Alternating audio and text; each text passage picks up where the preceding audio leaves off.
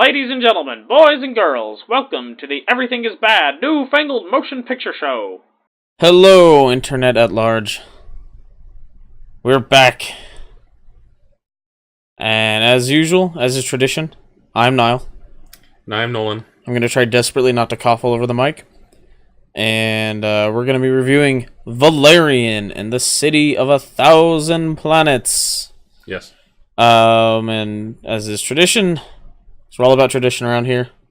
We're going to do a spoiler-free review part at the beginning. Then we're going to give you a big old spoiler warning. And then we'll go more in-depth into the movie. Yep. Without tradition, there'd be chaos. So. Exactly. Yep. So, let's just dive right into it. This movie's very Luc Besson. Yeah, if you're familiar with his other works, especially The Fifth Element, it has that sort of feel to it. Which it's kind of almost kind of weird because like there's not a whole lot of it's like really incongruous with itself in a lot of ways, which makes sense when you have species from 1,000 different planets all inhabiting one area. But like, yeah, this is like some 3,000 species of sentient beings or something. But I mean, even in what most American audiences are used to from sci-fi, like Star Trek, there's not that many alien species, really, and at least not that are important or that you really see. Right. And a lot of them, they have architectural styles and designs that you recognize, and like species features that are familiar, very sapient in nature. And even in Star Wars, which has a larger variety of aliens, it's still, when they're walking around Mos Eisley, you're like, this looks like Tunisia. Like Tunisia, yeah. So, and it's, so it's kind of, for a lot of Americans, it's really, this sort of setting is really kind of, I don't know if off-putting is the right word, but you get what I'm trying to say? Yeah, well, I mean, there's not a lot of familiarity in design and everything. Like, things are more alien. Yeah. And, like, literally what happened was they hired several artists from different countries and different cultures that had absolutely no contact with each other and were told to design stuff. Design aliens, design habitats, whatever, and without any input from anyone else, and then they brought that stuff back and brought it together, and that's how they came up with so many disjointed cultures and aliens and everything, because that's what they wanted out of it. Yep. So if you're not familiar with the comics, like I wasn't really at all, a little bit familiar with it. Right. So the movie largely takes place on the space station Alpha, which started off as the ISS, I guess, and we kept having nations add modules and pods to this thing, and it got more complex and bigger. And there's this whole montage during the opening credits of different nations adding. I just realized I'm gesticulating all this above my head for the benefit of no one except Nolan. But they're adding on all these pods and stuff. Don't do anything for my benefit. For all these different nations. It shows like the Chinese and the Saudis and the Indians and all these nations, and then eventually this massive alien ship shows up, and then it's this montage of aliens, and it's popping the years up as it goes along. Right. And eventually it grows into this massive space station that is sort of a place for all these different alien species from around the galaxy or universe or whatever. They never really specified the scale in which this universe exists. Well, when you have several thousand sentient beings, it's got to be more than just one galaxy. One galaxy, I would think, maybe, but yeah, it's huge. Yeah, but and then and so that's the opening, and eventually becomes this like sort of Babylon 5-esque thing. This is kind of the best way I can describe it, where it's this sort of like symbolic. If you're at all familiar with Babylon 5. If you're not, count yourself among the lucky. It's like this UN in space. It's like a Deep Space Nine. It's probably More familiar to more people. And it's sort of the symbolic thing to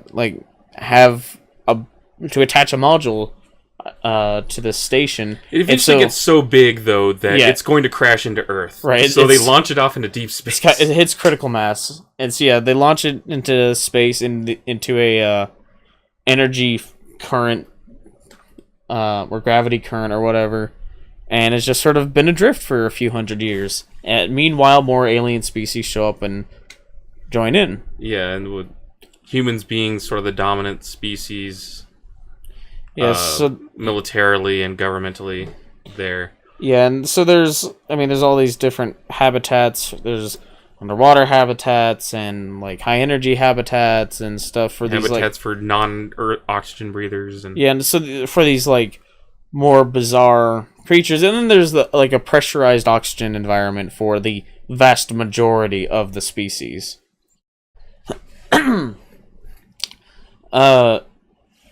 Excuse me. And Valerian and Laureline, his partner Laureline. So Major Valerian and Sergeant Laureline are the main characters. They're agents of the human government. Yeah. And they wind up in this whole thing, which we'll get more in depth into in the spoilers bit, but they get wrapped up in this whole conspiracy thing, and there's the fate of a species at stake, and all this, all very, very space opera-y. Yeah. Definitely much more space opera than sci-fi.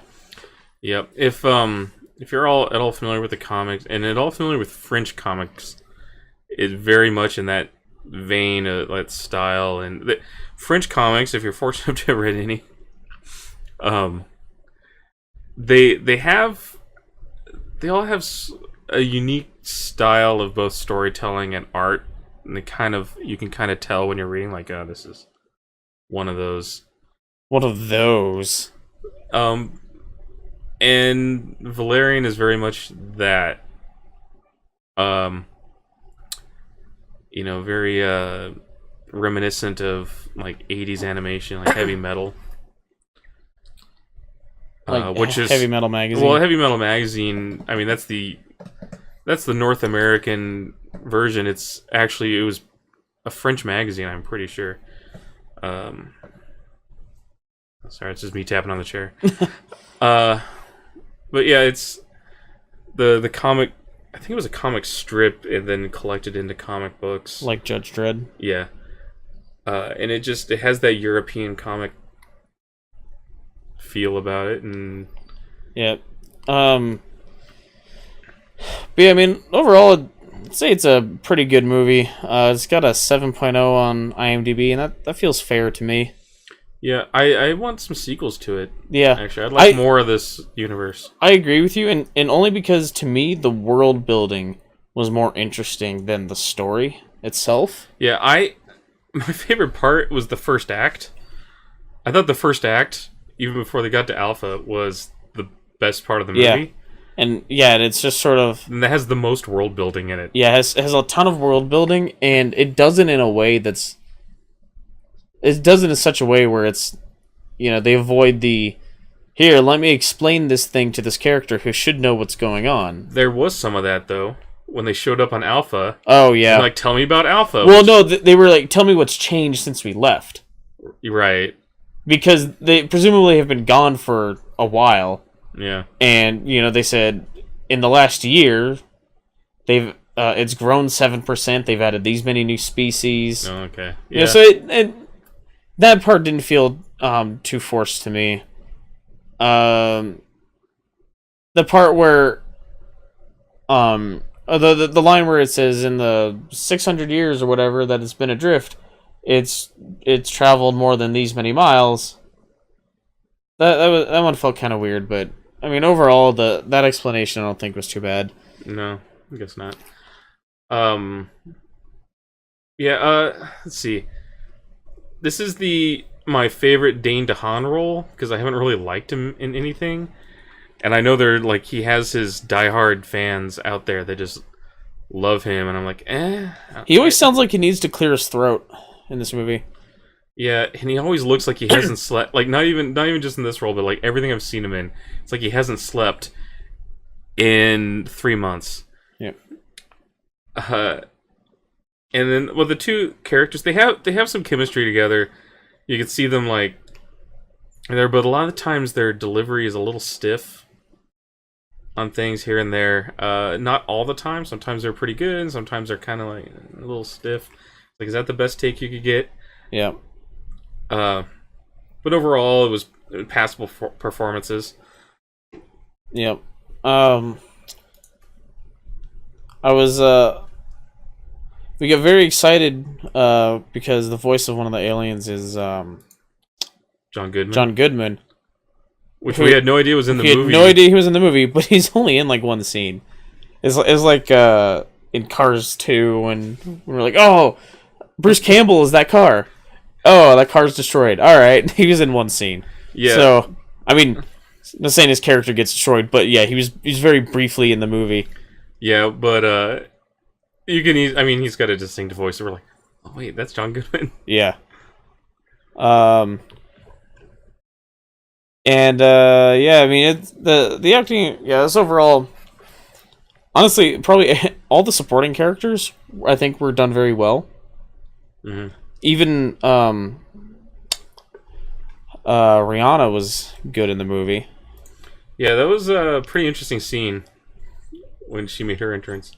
Yeah, it was. Yeah, what you see in the trailer is just like a short glimpse of a very extensive scene. Yeah, it was very well done, and like, I mean, she's been acting in more stuff lately. But a lot of times when they throw in, particularly famous pop stars into movies, it just feels sort of like pandering. Is that? Well, it feels sort of like, hey, let's get someone that people know here and be like, oh man, I paid money to see that non-actor try to act or whatever. Or they want to use them for whatever talent they're actually known for, like they have a singing bit or something like that. Right, and in this one, she has a dancing bit. Yeah, she has a dancing bit. She doesn't sing. It's very well choreographed, though. The whole scene was very interesting to watch. Yeah. And actually a very likable character. Yeah. Overall. But yeah, I mean, so overall, the acting is very well done. The visuals are good. I mean, it has the power. With our powers combined, ILM and Weta combined to do the visual effects for this movie. Yeah, and it's one thing I like, unlike a lot of science fiction, is it's very bright and vibrant. Yeah. Like even some of the what would normally be darker stuff is a lot brighter than you're used to in science fiction lately. Yep. And so really, good production design and good world building. Overall, it was a pretty good movie. I definitely recommend it, and I would like to see more movies set in this universe. Yep. So hopefully it does well enough. Based on our theater, it might be doing okay. It's getting okay reviews, I guess. Yeah, it's getting enough. It'll probably do better overseas. It'll probably do very well overseas. It's getting okay reviews. Our theater was pretty full, but I mean, this had to be an enormously expensive movie to make. Yeah, that's true. But it's got a Chinese backer, so it'll run in China. Yep. I'm sure it'll make up what it needs there. This is the sort of movie that they like, and I'm sure it'll be all over Europe, and Europe will eat it up because Valerian as a comic book series is much bigger in Europe. Also, Luc Besson. Yeah, him too. All right, so is that enough for our review? On to spoilers. I think so. Spoiler territory. Oh, wait. What? Hold on. Should I talk about the guns thing in the spoiler? Or in the I pre-spoiler? don't know that is a spoiler. That they're soldiers. Yeah, okay, yeah, they're soldiers in the movie.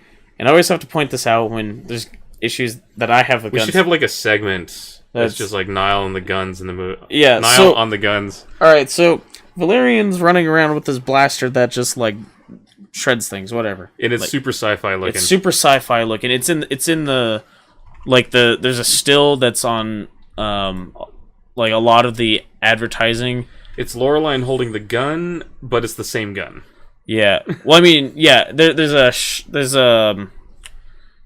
still that's a thumbnail for one of the trailers, and it's been used quite a bit of Loreline holding the gun up. But yeah, it's the same gun. It's super sci-fi looking. It's also on the poster, Loreline holding the gun. Yeah, it's super sci-fi looking. There's like probably about half the soldiers have these really sci-fi looking rifles. They're glowing and they shoot, lasers and crap, and so that's all cool in this world. Several hundred years in the future. That's we've established it's at least 600, I think. Yeah, so we've established that there's much higher tech. Yet, about half the soldiers are using AR-15s, and not like in The Force Awakens or Rogue One, right? Or Rogue One, where it's like. I could tell they started with an AR-15, but they've added some stuff onto it to try to make it look sci-fi at least. And they did a really good job with that in Force Awakens. Like, all the Stormtrooper blasters are based off an AR-15 platform. And you look at that, and if you look real close, you can see it, but when you're just looking at it, it looks like just an upgraded E11 that the Stormtroopers used from the original trilogy. Very well done. No, this dude's just holding, like... This is a particular, soldier leader captain guy. I don't know. He was a captain. He was a captain? Okay, I didn't remember if they gave him a rank. But yeah, and he's... All they called him was captain. Oh, was it? I wasn't paying attention. And he was holding this AR-15. I was looking at it, and I was trying to find what about the gun was sci-fi, and it just wasn't there. No, it was just straight up, here's an AR-15. Yeah. It's just, here's an AR-15. Ooh, look, it's got an angled foregrip. Like that was it. And that kind of bothered me, not necessarily because of the fact of humans using AR-15s still, but just because it's it's incongruous with the rest of the guns. It's incongruous with the rest of the guns in the movie. It's like, either you take that well, like I'm looking at the pistol right now on the poster, it looks like Aperture Labs designed the thing. Right. It looks like it looks like it could be like an older phaser in the new Star Trek series, and it bothers me that you go one or the other. Either all the soldiers have AR-15s with maybe some like cool new sights on them or whatever, and Valerian's running around with like some crazy customized SIG or something. Or go completely the other direction. Don't have this mixture. Yeah. That kind of bothered me. Maybe that was like a cost-saving feature. Well, if you're gonna do that, give it to the background characters. Right. Don't give it to the dude who spends like a couple of minutes right in front of the camera waving the damn thing in your face. Okay, so now... Yeah, now we're moving on to spoilers. I got that off my chest. Spoiler alert right now. Yep. From here going forward, there'll be spoilers. Yep. So I gotta say, like I said, the whole, like, all the world building, and like I want to know more about this war that happened that destroyed Mule. Mule, yeah. I'm more interested in that. It's like MUL with an umlaut. Yeah. Something. Should be Mil. Yeah, I guess Mule is probably close to like an anglicized version of that as you're gonna get. But anyway, I'm more interested in the war that was going on that destroyed that planet than I am about this conspiracy that the commander had covering it up. I'm interested. Well, I mentioned that. I'm interested in, like I said, the first act. I think is the best part of the movie, where it's Valerian and Loreline on this mission to retrieve the last of this little critter from Mule that has this ability to replicate things. You feed it something, and it poops out like 200 of them. Yep. right? And so, I mean, you feed it diamonds and it's going to crap out 200 diamonds. So which Laureline does, Yeah. right? And so I mean, think of the possibilities, right? But there's only one left because Mule was destroyed, and the government wants it. It turns out to be part of the conspiracy to hide the fact that the military destroyed Mule in order to like win this war. They blew up an enemy ship and it crashed on a Mule and destroyed it. And Like cracked the crust of the planet. right, the planet's destroyed, and so they hit the fact that there was sentient life on the planet. Right, because they're supposed to scan nearby planets for sentient life, and if there is sentient intelligent life on the planet, they're supposed to at all costs avoid collateral damage, and presumably the missiles that he fired at that enemy ship would not have been allowed to have been used. Right, and so they need to hide that because that would have been a huge Diplomatic catastrophe. It would have been a major problem. So they wiped all data of the planet being inhabited by an intelligent life form, and also. So anyway, there's this whole conspiracy from this commander who, judging by the way generals supplicate to him, he's like supreme commander of the military. It's Clive Owen. Yeah, Clive Owen is a character. So he's like more like commander in chief. Yep. And not just straight up like commander, which is a lower rank than a general would. Right. Anyway, so yeah, Clive Owen, and so he's this whole cover-up thing that they get caught up in, but they're sent in to retrieve this thing, ostensibly because, as the last of its species, the Federation needs to protect it. So that's why they're sent in, and that whole mission going into this market that's in another dimension, and the way they go about this whole thing is really cool.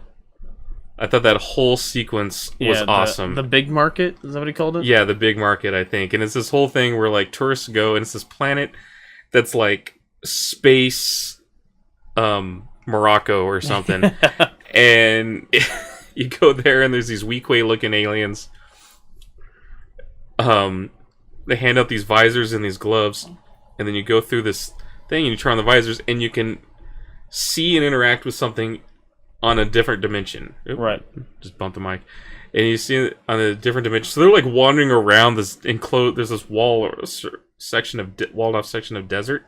Yeah. And they're just wandering around this desert. There's just like people like wandering around this big open, this big like just plot of sand. Right. And then you see from their perspective, and it's this like whole like massive city bazaar, and yeah, it's all just shops and merchants and it's stuff like that, and so their whole plan is they have glasses that allow them to see into the other dimension, and then they have these boxes that when they stick their hand through, that passes into the other dimension. Right.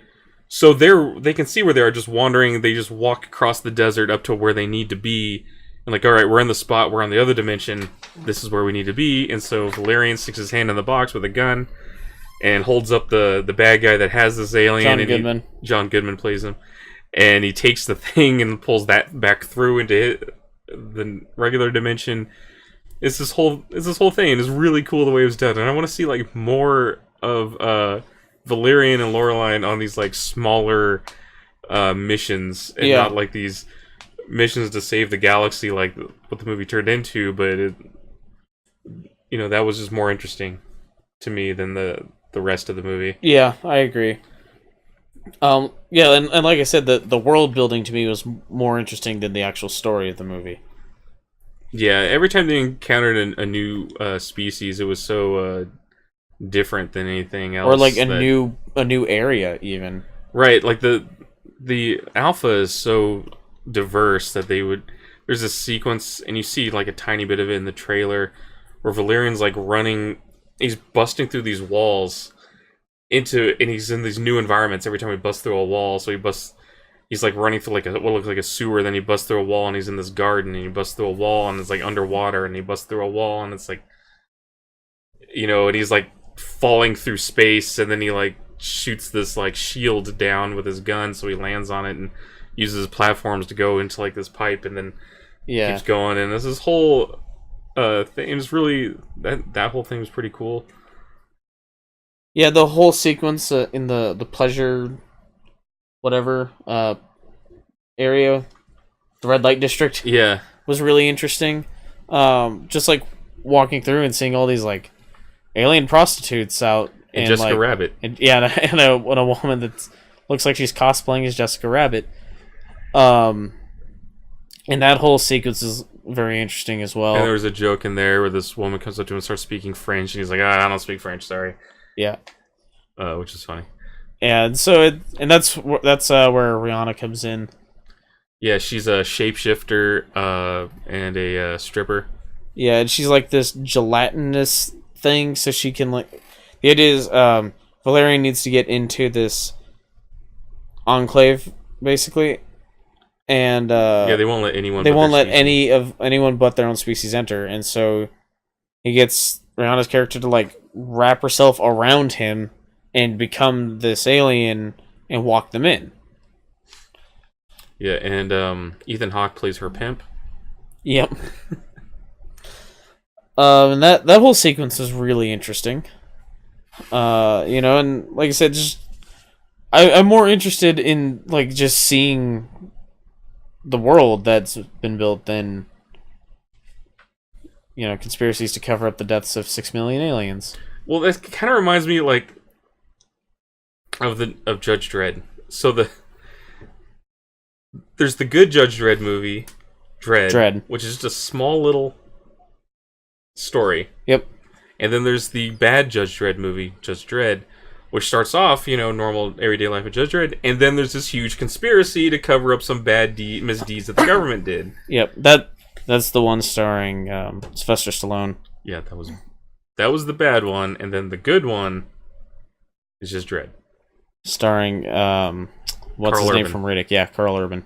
Yeah, that's an amazing movie. Why is that the first Carl Urban role that like came Riddick to mind? of all things? Yeah, well, Star Trek is more recent. That's true. Yeah, and it's a very interesting world that's been built. Yeah, I would totally like. Hell, I'd watch like an Amazon show or a Netflix show of like maybe not Valerian and Lorelei, but maybe some other agents for the government, or maybe not even agents necessarily, but just people doing like each episode.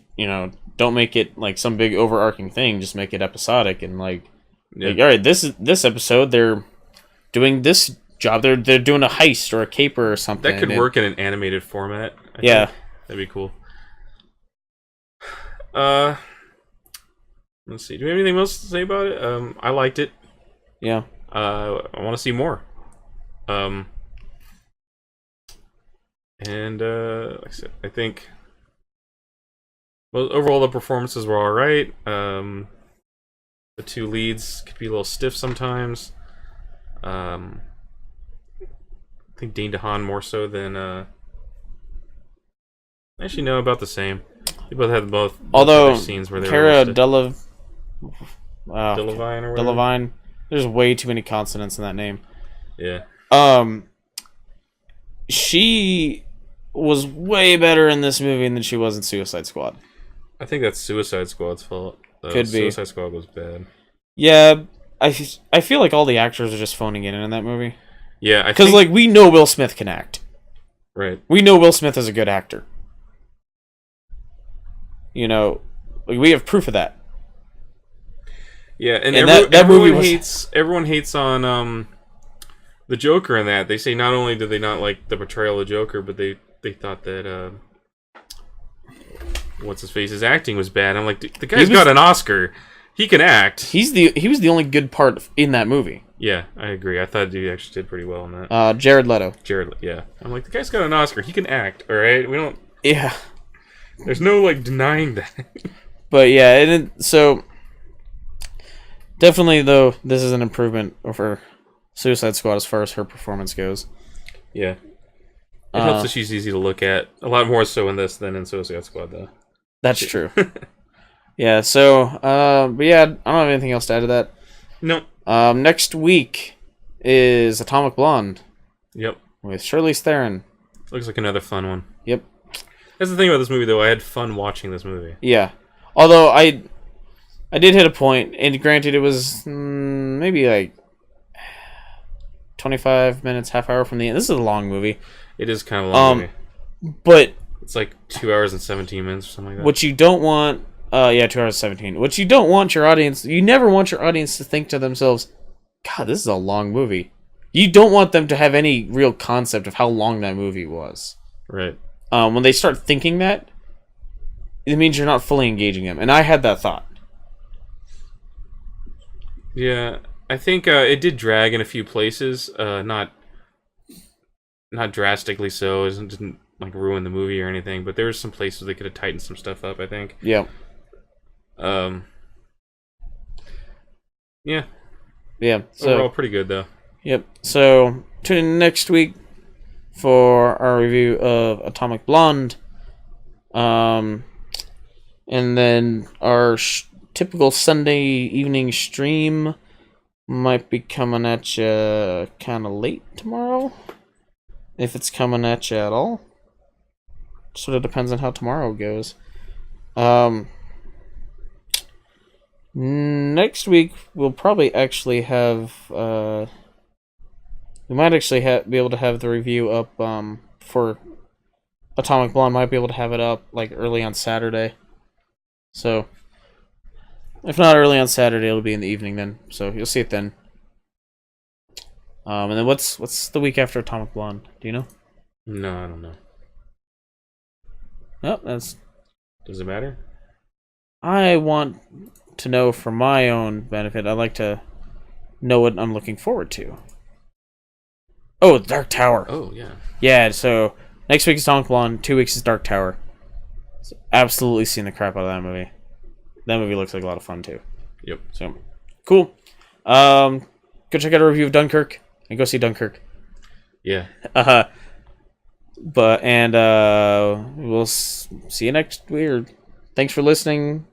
We'll be coming at you again next week. Until then, bye-bye. Bye.